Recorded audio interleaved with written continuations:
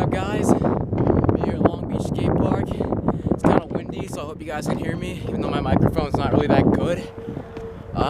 Here, wonderful skate park, cool mini ramp, quarters, and stuff like that. And I'm gonna try to learn some new tricks, practice some old ones, and just try to make the most of this. Seems like I'm the only one here. So, yeah, let's get into this, and hopefully I progress and learn something new.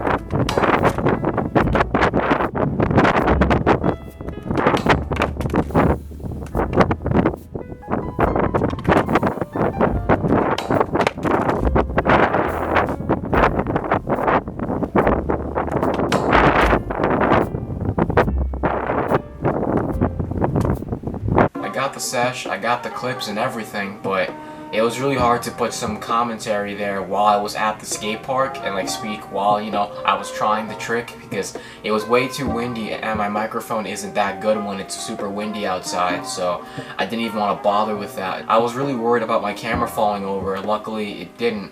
I was able to catch it one time before it did, but it's just way too windy. It was honestly kind of tough, but I was still able to get the tricks that I wanted to, except for one, but that's for another day, and I'm going to apply my commentary on those tricks here in my home instead of doing it at the skate park. Trying to lock into the nose stall at first was kind of difficult. I kept trying to time it right, and I kind of did, but it wasn't really the timing that I honestly did wrong. It was more of where my body was.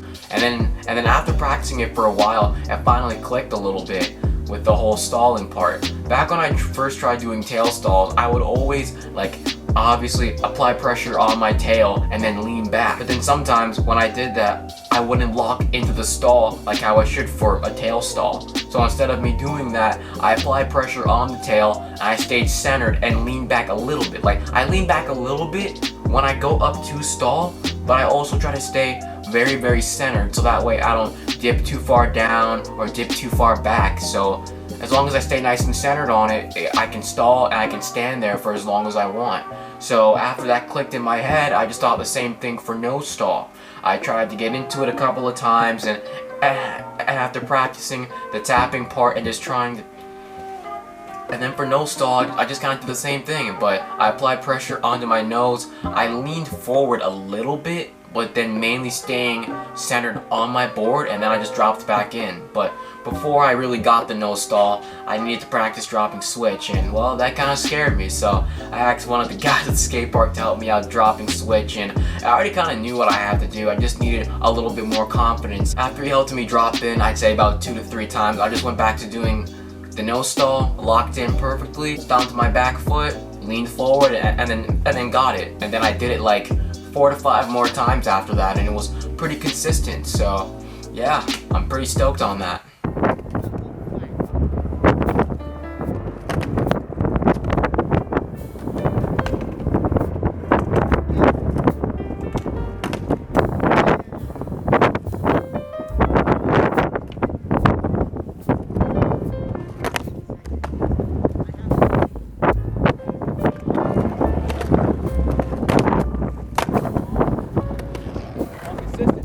Next was the back 180 up the Euro gap. The back 180 up the Euro gap wasn't really that difficult. It took me about 7 minutes to do, and first I did an ollie. I didn't really feel like doing a front 180 on it, and after that I just kept going for it. The hardest part when it came to doing the back 180 for me was not really getting the full rotation around. It was more of trying to get enough speed to clear the Euro gap and try to, land rolling away. When it came to the park, there are different ways in which I could try to get speed, but I think this was the most efficient for me. I could drop in from a quarter with this like semi-half bowl, and then there's this bump that's like close to it, and then I pump on that, and then I give it about 2 to 3 pushes really quick, set up, and then I try to do the trick. There is a hip which I probably could have pumped on, but because I don't really skate pyramids or hips that much, I thought that it would kind of throw me off. But maybe if I did try to pump on it, maybe I would have gotten enough speed, so maybe I'll try that next time.